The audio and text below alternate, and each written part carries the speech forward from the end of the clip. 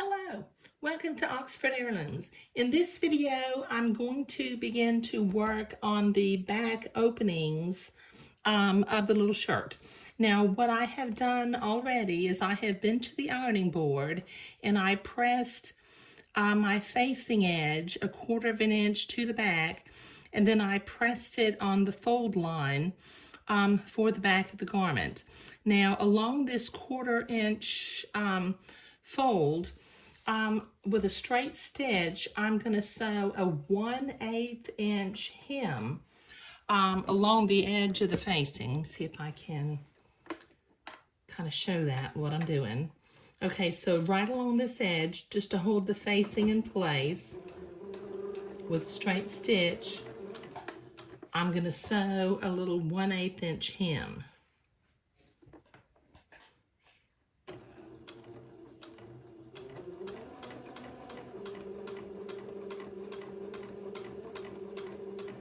And I'll do this on both sides of both parts of the back of the shirt.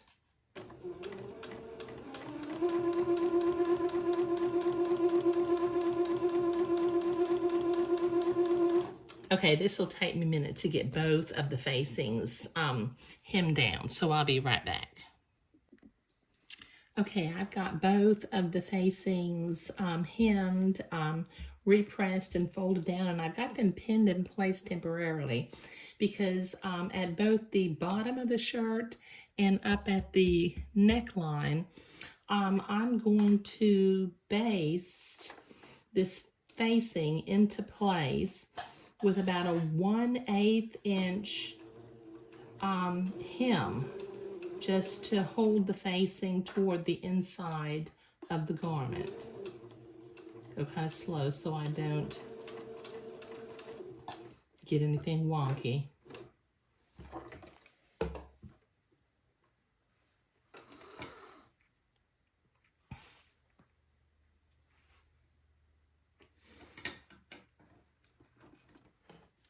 Okay, let me do the next one.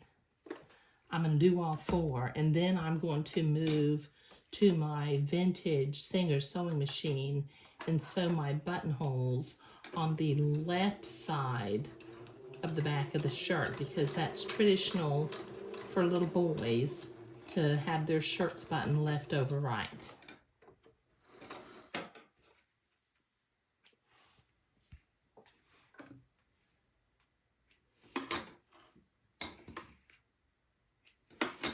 Okay, let me do the tops.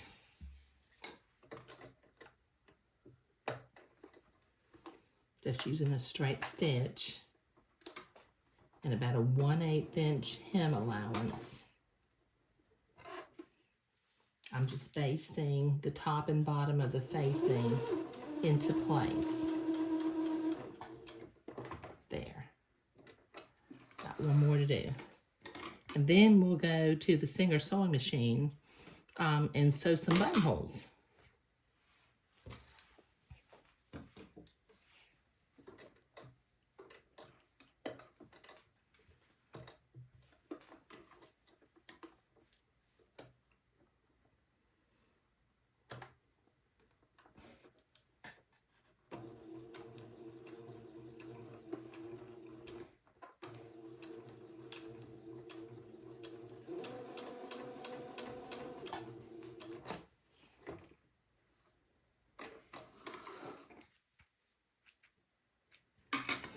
Okay, so I've got all 4 of the little ends of the facings, with a little 1/8 inch basting stitch to hold that into place.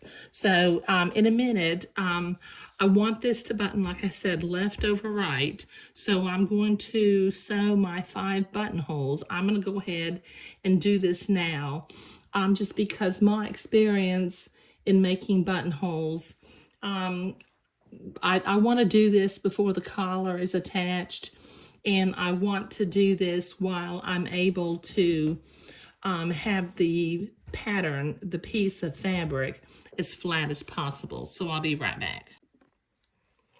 Okay, so I have my 5 buttonhole locations marked, and I'm going to bring my fabric in perpendicular to the machine foot. I'm going to lower my needle so that I'm going in where the blue mark is, lower my presser foot, and then I will begin, if I can find my foot pedal, I will begin to sew my buttonhole.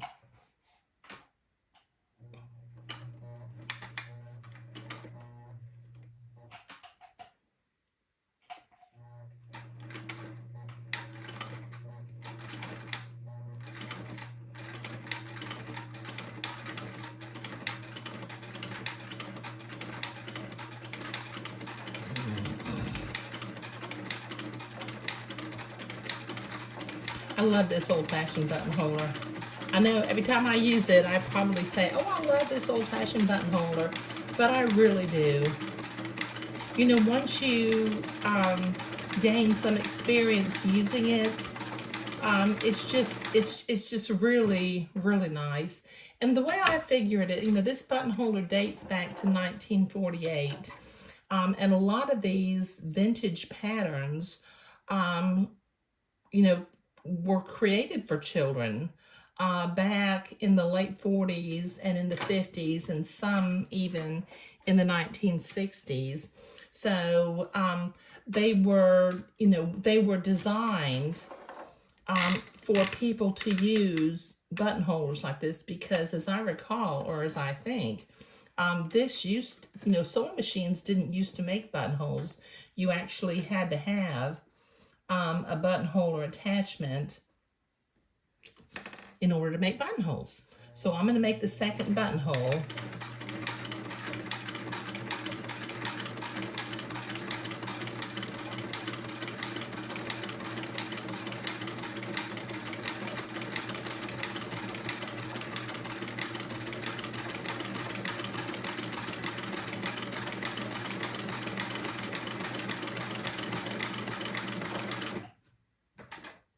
Okay, that's 2. And I've got 3 more to do. So I'm going to do these other 3 off camera.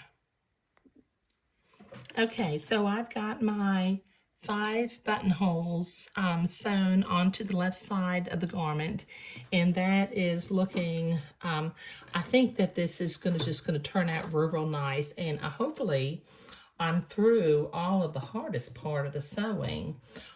Maybe with the exception of setting the sleeves in with some entredeux. That's a little time consuming also. But in this video, I was working on the back openings, the 2 back facings, and sewing the buttonholes on the garment. Thank you.